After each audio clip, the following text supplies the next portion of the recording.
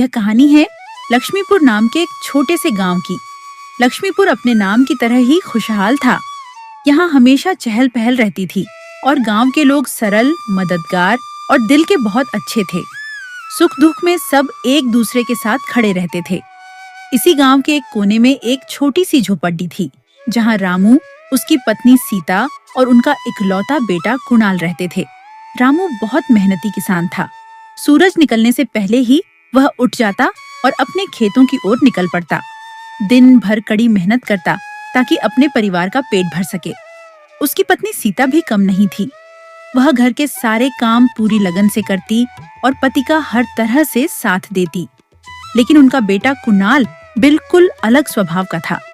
वह काम धंधे से दूर भागता था। दिन भर गांव में इधर उधर घूमता, दोस्तों के साथ गप्पे लड़ाता और ऐश आराम की जिंदगी के सपने देखता रहता। माता पिता उसे समझाते, पर वह उनकी बातों को गंभीरता से नहीं लेता था। इसी वजह से रामू और सीता हमेशा अपने बेटे को लेकर चिंतित रहते थे। कुणाल चाहता था कि वह भी अपने दोस्तों की तरह महंगे कपड़े पहने, घूमने जाए और आराम से जिंदगी जिए। लेकिन उसके माता पिता की आमदनी इतनी नहीं थी कि वे उसकी हर इच्छा पूरी कर सके। एक दिन कुणाल के सभी दोस्त मनाली घूमने जाने की योजना बनाते हैं।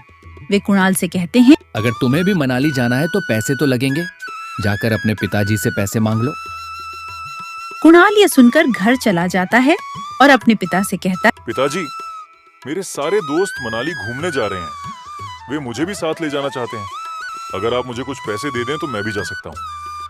यह सुनकर रामू चुप हो जाता है। उसकी आंखों में बेबसी साफ झलक रही थी। तभी सीता धीरे से बोलती है, बेटा, हमारे पास इतने पैसे नहीं हैं कि हम तुम्हें मनाली भेज सके। तुम इस बार मत जाओ। लेकिन कुणाल जिद पर अड़ जाता है। वह बार बार अपनी बात दोहराता है। आखिरकार माता पिता मजबूरी में कह देते हैं, ठीक है, बताओ कब जाना है। कुणाल खुशी खुशी बोलता है, परसों। रामू मन ही मन कुछ सोचता रहता है और कहता है, ठीक है, मैं कुछ करता हूँ। अगले दिन रामू रोज की तरह खेत में काम करने चला जाता है। वह ज्यादा मेहनत करने लगता है ताकि किसी तरह बेटे के लिए पैसे जुटा सके।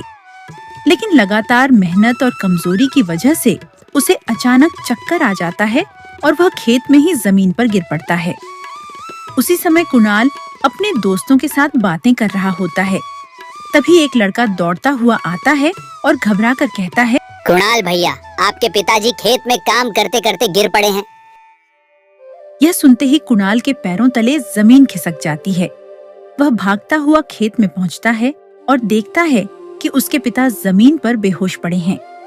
उस पल उसे पहली बार एहसास होता है कि उसके पिता उसके लिए कितना कष्ट उठा रहे थे। वह किसी तरह अपने पिताजी को घर ले आता है। जब रामू को होश आता है तो कुणाल की आंखों में आंसू होते हैं। वह कहता है, पिताजी, अब से आप खेत में काम नहीं करेंगे। अब मैं काम करूंगा। आपने मेरे लिए बहुत मेहनत कर ली। उस दिन कुणाल को समझ आ जाता है कि मेहनत के बिना कुछ नहीं मिलता और हमें अपनी औकात और हालात के अनुसार ही इच्छाएं रखनी चाहिए।